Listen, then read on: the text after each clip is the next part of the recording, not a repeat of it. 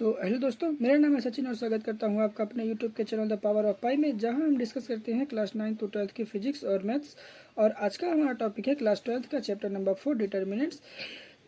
इसकी पिछली वीडियो में हमने सीखा था कि किसी भी सारणिक को जो है किस प्रकार से सिद्ध किया जाता है, और आज हम जो है इसी टॉपिक को कंटिन्यू करते हुए अपने दूसरे क्वेश्चन को सॉल्व करेंगे। तो चलिए क्वेश्चन की ओर बढ़ते हैं। इसके लिए हमें जो क्वेश्चन प्राप्त है वो कुछ इस प्रकार से है कि सिद्ध कीजिए कि डिटर्मिनेंट्स 1a का स्क्वायर 1b का स्क्वायर 1c का स्क्वायर इज इक्वल टू होता है a minus B minus C और c माइनस ए।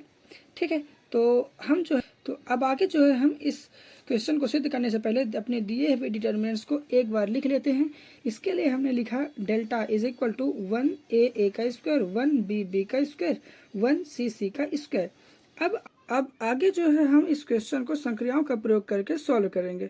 तो अगर आपको संक्रियाओं का प्रयोग करने में दिक्कत होता है तो आप हमारे डिस्क्रिप्शन में दिए हुए वीडियो की लिंक से जाकर के मैट्रिक्स की उस वीडियो को देख सकते हैं, जहां हमने संक्रियाओं का प्रयोग किस प्रकार से किया जाता है अच्छे से सीखा है।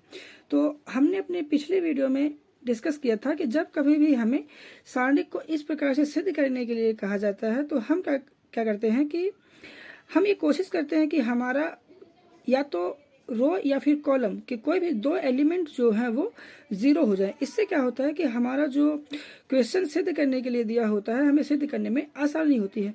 तो हम क्या करते हैं कि संक्रियाओं का प्रयोग करते हैं अपने दिए हुए डिटर्मिनेंट्स पर, और हमें क्या करना होगा कि हम जो है संक्रियाओं का प्रयोग करेंगे अपने पहले और दूसरे रो पर। इसके लिए हमें क्या करना होगा कि हम अपने पहले रो पर के दूसरे रो के साथ घटा देंगे, और हमारा जो दूसरा रो है उसे हम अपने तीसरे रो के साथ घटा देंगे। ठीक है, अब चलिए संक्रियाओं का प्रयोग करके हम डिटर्मिनेंट्स को सॉल्व करते हैं। तो हमने लिखा 1 माइनस 1 a माइनस बी और a का स्क्वायर माइनस b का square 1 minus 1 b minus C और b का स्क्वायर माइनस c का स्क्वायर 1 c का स्क्वायर। तो ये कैसे आया? ये आया है संक्रियाओं का प्रयोग करने से। अब आगे जो है हम क्या करते हैं कि इस डिटर्मिनेंट्स को सॉल्व करते हैं। तो हम सबसे पहले क्या करेंगे कि जो हमारा स्क्वायर है उस स्क्वायर को हम ओपन करेंगे, तो हमें प्राप्त होगा 0 0 1 a minus b minus C, और ये स्क्वायर में था तो ये हो जाएगा a माइनस b और a प्लस b। ऐसे ही जो b स्क्वायर माइनस सी स्क्वायर था तो ये हमें प्राप्त होगा b माइनस सी और b प्लस सी, और ये हो जाएगा c का स्क्वायर।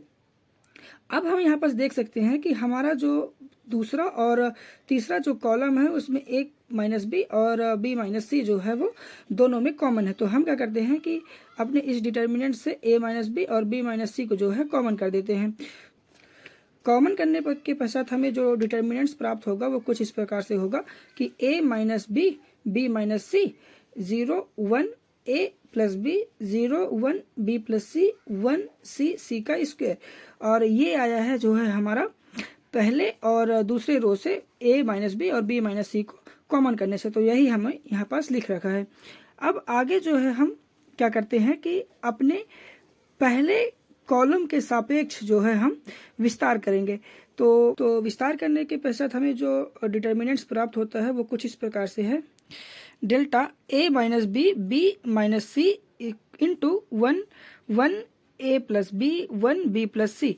ये कैसे हुआ? ये हुआ हमारे c1 के सापेक्ष विस्तार करने पर, c1 यानी कि पहले कॉलम के सापेक्ष। तो यहाँ पास जो 1 के साथ मल्टीप्लाई हुआ है 1 a plus B 1 b plus C का, ये कैसे आया? तो हम जो यहाँ देख सकते हैं कि जो ये 1 है इसका जो पोजीशन है वो इस डिटर्मिनेंट के a3 1 पे है। इसका अर्थ क्या है कि जब हम a के साथ मल्टीप्लाई करेंगे तो हम क्या करेंगे कि इसका अर्थ क्या है कि जब हम अपने 1 के साथ मल्टीप्लाई करेंगे तो हम क्या करेंगे कि अपने तीसरे रो और पहले जो हमारा कॉलम है उसके एलिमेंट को हम छोड़ देंगे, और जो बच गया यानी कि 1 a प्लस बी और 1 b प्लस सी का जो है हम कर देंगे मल्टीप्लाई। ठीक है, तो वहां से जो है हमें इसका जो वैल्यू है वो प्राप्त हो जाएगा। तो वही यहाँ पास लिखा गया है। अब जो है हम इसका करते हैं मल्टीप्लाई।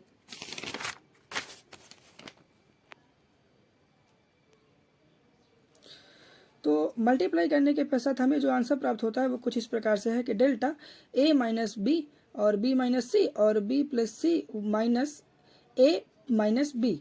और जब हम इसका और जब हम इस इक्वेशन को सॉल्व करते हैं तो हमें जो फाइनल आंसर प्राप्त होता है वो कुछ इस प्रकार से है कि delta a minus B, B minus C और सी माइनस ए। तो हम देख सकते हैं कि हमें जो है सिद्ध करने के लिए जो कहा गया था वो हमें प्राप्त हो चुका है। ठीक है, यानी कि a minus B, B minus C और सी माइनस ए जो है हमें प्राप्त हो चुका है।